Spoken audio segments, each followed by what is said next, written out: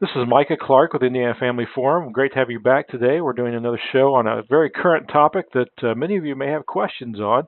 We have with us today a AFA board member, a good friend, Jim Pfaff, who used to work for Congressman Camp out of Kansas, and he has some insight on a topic that you've heard about a lot in the news lately, and he's going to bring us up to speed on this infamous memo out of Washington, D.C. Jim, great to have you on today. Hey, thanks for having me, Micah. Well, let's start at the very basic part. Even for me, Jim, explain what this memo is, what's going on with the FISA, which is a secret court that deals with intelligence issues, legitimate espionage, and tell us about what this is all about for just the guy on the street who's seen a lot of headlines, but maybe hasn't read this memo or hasn't looked very deeply at it. Can you give us a big overview? Would that help? Sure, and as you know, I worked on the Hill for many years, Mm-hmm. and still do work in Washington D.C. with through my travels. I the memo itself was generated by four Republicans on the House Special or Select Committee on Intelligence. It's a permanent sitting committee that's always acted in a bipartisan manner, somewhat. But some Republicans who were concerned about the information that they were getting through hearings related to the FBI investigation on the supposed Russian collusion in the campaign in 2016, and through various interviews with FBI staff, and some people also reviewing the warrants that led to the tapping of phones with various people in the Trump campaign. They wrote a memo to summarize their concerns about how the FBI handled this wiretapping, basically, as Donald Trump called it. And so it's a brief memo. It's just 4 pages long. It just basically summarizes the Republicans' concerns the Republicans on the committee's concern that the FBI was using a already discredited dossier of information to get a warrant to tap phones. They expressed concern about that and the process that led to that, and they believe it's a big concern for freedoms of average Americans. And quite frankly, I happen to agree with them. Well, Jim, fill me in if I'm not correct here, but as I look at this, it looked to me in the very basic sense that somebody in the intelligence community got a hold of a dossier, we'd call it, or what you and I would call opposition research that campaigns do on opponents, that was somehow connected to either the Clinton campaign or the Democrat National Committee. It was a file basically on Donald Trump about behaviors, different information on policies, on his positions. It kind of I understand too, maybe a kind of a smut sheet type of thing, a gossip type thing, Mm-hmm. and that was used to get wiretaps somewhat fraudulently. I don't think everyone in that circle knew that that's what that document was, that it was a political document, not an intelligence brief. And then that was used to get wiretaps on some of the president's campaign. Is that accurate? Well, let me rephrase it just a little bit, just to clarify. So the Democrat National Committee hired a company called Fusion GPS to do opposition research on Donald Trump. Fusion GPS hired a gentleman named Christopher Steele, who was a former MI6 spy, a British MI6 spy, and he did the research on this. The dossier itself has a lot of very salacious material, and as people have read through it, they have felt that it's absolutely filled with inaccurate information and stuff that's overblown on real things that Donald Trump did, or mere rumors made to be more salacious than they were, than the mere rumor itself. So they really, Christopher Steele has admittedly said he wanted to destroy Donald Trump. Now, so he was trying to do that with this dossier while working for the DNC, Democrat National Committee. That dossier was handed to the FBI who reviewed it. Subsequently, they hired Christopher Steele, the FBI did, to work on explaining this dossier, and apparently, and we don't know this for certain, but apparently doing extra work with the FBI. Later on, Christopher Steele was fired by the FBI because after being hired by them, he began to talk about this dossier to specifically Mother Jones magazine and some other outlets, and they let him go. But this dossier was still being used by the FBI to obtain these warrants to track the phone calls, emails, internet activity, and other activities of a very part-time Trump associate, Carter Page, who is providing foreign policy advice and who has had connections with the Russian government and Russian lobbyists and so forth in the past. So there's a couple different things here. Let me address one of them that jumps out at me that's a concern as a taxpayer and as a Hoosier is the politicization of the FBI, taking political stuff that really is not much more than gossip sheet stuff you would read in the National Enquirer type stuff, and turning that into something that drives our intelligence agency. That concerns me as step one. Any comment on that? Yeah, it's very concerning. Now, I want to be very clear here. Rank and file FBI, in fact, 99% of FBI agents are working day to day, doing real work to track down crime, to do intelligence gathering where appropriate.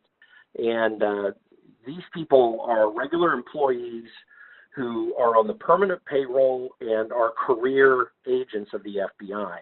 The people we're talking about who cause this problem are the political appointees. They're the people who are appointed by the current presidential administration, whether that's the Barack Obama administration, in the case of most of the people who were using this dossier, or the Trump administration, the Bush administration, the Clinton administration. It doesn't matter who. There's a group right at the very top of political appointees.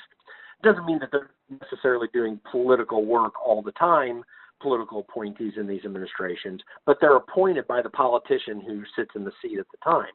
These political appointees are the ones who have been abusing this power, and I think it is a grave concern that they're doing this. We have growing evidence and growing information that leads certainly me and many people in Washington, D.C. as well to conclude that the Obama administration was using the FBI and the Department of Justice potentially to sway what was going on in the election. That is the reason that this memo was released by the Republicans on the House Intelligence Committee and by Donald Trump, because it reveals information that the American public didn't already know, or at least didn't know clearly, that points to the political use of the FBI that may have been designed to change the outcome of the presidential election. That's incredibly concerning because one of the basic principles of our government and how we were founded is that we follow the rule of law. The rule of law is blind justice. It doesn't look at the parties based upon any bias. At least that's the goal that we have. That's the principle that we're supposed to be following. And the purpose of justice, of our justice system, is to find truly illegal activity. The FBI is an agency which was put together by the Congress to give the administration a tool to seek justice and to investigate injustice, and to provide to the Department of Justice any materials where real criminals can be prosecuted under for federal crimes when they have been committed. But this goes beyond that, and this dossier is pointing to activity which goes way beyond that. This is a group of people named in this memo whose goal was apparently not to seek real justice. Was there Russian collusion taking place? But they were actually trying to find out what was going on in the campaign. That was at least a concern of the Republicans on this committee, and frankly, it's worth finding out if that was really the case. Jim, what else in this memo concerns you? I know you've looked at it in depth and you've got a unique perspective of being in Washington. What else? I know that there's some people who are downplaying it, saying the Mueller releases memo doesn't show that much. What else is of concern to you that you saw in this? Well, the main concern that this memo points out is that the information in this dossier, which was paid for by the Democrat National Committee, that was put together by a person who had sworn specifically that he wanted to destroy the political campaign of Donald Trump. The FBI, apparently, according to this memo, had a desire to see Trump lose his presidential campaign. That agents, politically appointed agents at the top levels of the FBI, were using this information to obtain warrants to track this person's activities. So the most concerning thing is that our freedoms are become at risk when, if we would ever, and if this were to spread out through the justice community in Washington, D.C., which we have no evidence is happening right now at all, but if that were to happen, we have the potential for any political opponent of any politician elected or appointed in the administration. They could use it to destroy their political opinion. If we hearken back further, this is an unrelated case, but it's a similar problem. When the Obama administration was using the IRS to target conservative groups with whom they disagreed, so that as new groups were being formed, the IRS was slowing down or stopping their applications so that they could not get active in the 2012 presidential election. In 2009, when we saw the rise of Obamacare and the rise of the Tea Party movement, more and more groups were attempting to form to do political activity to try to get people that they believed in elected to office. And their efforts were thwarted because if they couldn't organize to do the type of work that is appropriate for them, then they wouldn't be able to get their voice across. And that is, we are fundamentally, as a country, only remain free when every side of a political debate is allowed to honestly and fairly get their message out. And the government is not supposed to be an arbiter of honesty or fairness. That is intended to be left with the people to decide. And so the Obama administration was attacking political opponents to keep them from disseminating information that might be harmful to his campaign in 2012. That's a serious matter, and it's far less consequential than that if a federal agency like the FBI or the Department of Justice did it. And again, I don't believe that this is happening throughout the FBI or the Department of Justice. There are a few highly placed political appointees who seemingly were doing something in this regard. And that's a major concern. That could be very damaging. I mean, this is what third world republics do when they go after their political leaders. And we have maintained our freedom because we don't act in that manner. And this has to be stopped immediately before it becomes a problem. Well, Jim, I know you're a lover of history, and you and I talk history quite often. I can't help but think of the committee to re-elect the president in 1972, but they weren't using the FBI. They were using hired spooks, so to speak, to break into the DNC and to get political information. This is almost a whole other level, very similar in some ways, but I thought we had put a lot of this to the end in the 70s with Watergate, but there's a lot here that could be very scary for the American public. Well, in fact, what is being